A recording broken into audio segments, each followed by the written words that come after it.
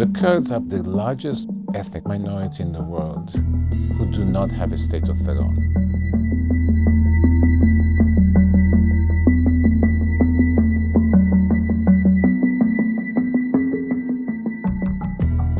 There are approximately 30 million Kurds in Syria, Iraq, Iran, and Turkey. They have now become very important actors, not only in Iraq, but also in the Syrian civil war and in Turkey.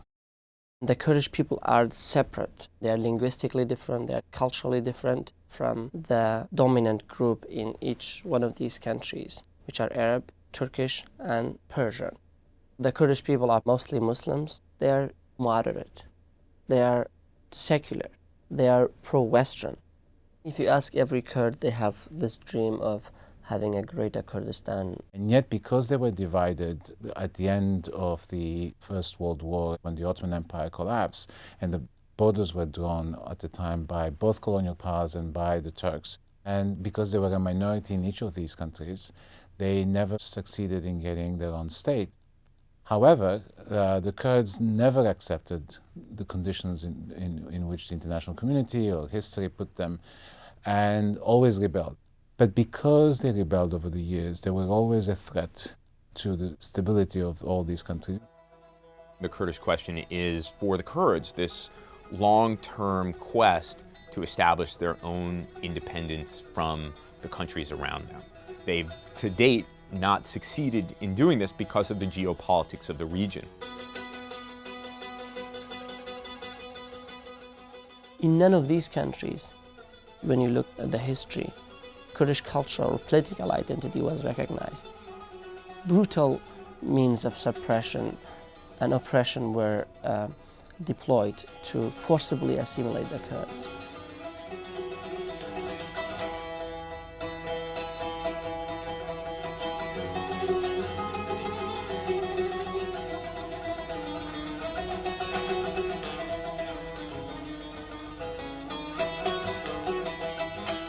Conditions on the ground are changing everywhere. The Kurds have now become very important actors, thanks to three major developments. One is the Iraqi Kurds have achieved a great deal of autonomy in Iraq, and it is autonomy that is recognized internationally. It is recognized by Baghdad. In Syria, we now see that the Syrian Kurds have succeeded in fighting off the Islamic State that has taken over large chunks of territory, both in Syria and Iraq. And the PKK, the Turkish Kurdish insurgent group, are now in the process of historic negotiations with the Turkish government about some kind of a resolution to the Turkish-Kurdish civil war, which started in 1984 and has been quite ferocious. 40,000 people died, mostly Kurds.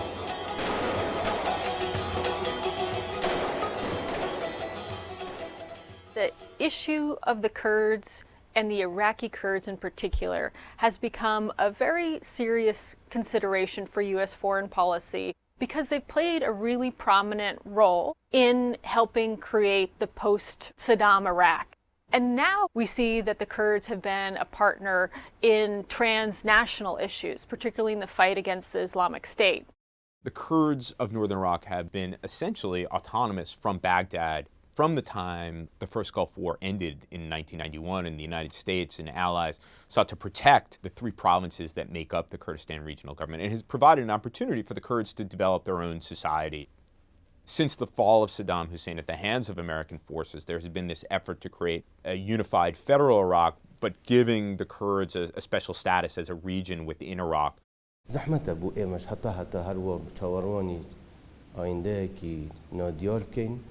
و هر چاوروانی اوابین کی خرقی دستور دکری کی خرقی موافقانی ایما دکری بویا کرد مجبوره بیر ل چارنوسی خوب کتو بشه وقت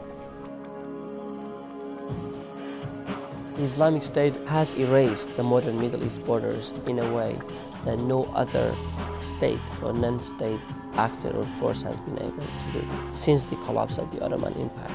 And for the first time, because of ISIS, the central government in Syria and Iraq primarily are very, very weak to prevent the Kurds from achieving what they want. When Syrians started the uprising against President Bashar al-Assad's regime, Assad turned a blind eye to the Kurds, so the Kurds exploited that opportunity. They declared self-rule in northern Syria. When the Islamic State swept through Syria, the Syrian Kurds put up a resistance, which essentially got the Americans bombing the ISIS positions.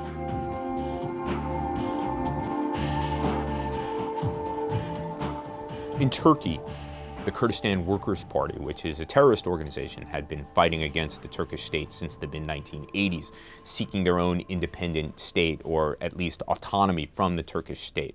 But since 2002, when Erdogan and others came to power, there has been some opening to the Kurds. Erdogan has sought a negotiated solution to the problem of the PKK. This normalization process will be to the benefit of all of our citizens, Turkish, Kurdish, and other ethnicities.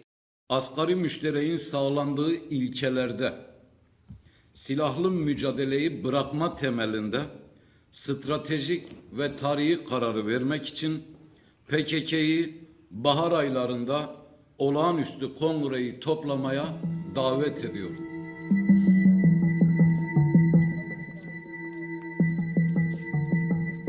There are dilemmas for all of the Kurds as a result of what's happening. The major policy dilemma is related to the Iraqi Kurds. Do they stay or do they go? Clearly, the population very much wants independence. The fear in Ankara, the fear from the Syrian leadership, the fear from the Iranian leadership, is that an independent Kurdistan would result in Kurds in these other countries seeking to emulate that. What's complicating for U.S. strategic and political interest is there's a very delicate balance here, both with Baghdad and with Ankara. The Turks are still opposed to the idea of an independent Kurdish state. However, they have come to be key economic partners for the Kurds. And that has made things easier for the United States and Europe and others in dealing with the Kurds as legitimate and important political actors. And in Baghdad, particularly because of this tenuous sharing of political power and sharing of resources that Baghdad and the Kurds have never really been able to resolve definitively, it's been difficult for the United States to support the Kurds in the robust fashion that the Kurds feel they deserve. ISIS has required the United States to get more deeply involved with the Kurds because the Peshmerga are essentially the ground forces in the fight against the Islamic State. You obviously have the fragmentation of Syria, you have the fragmentation of Iraq going on. Ultimately, Washington may be confronted with a situation where it would be in the interest of the United States to be more supportive of at least Iraqi Kurdish independence.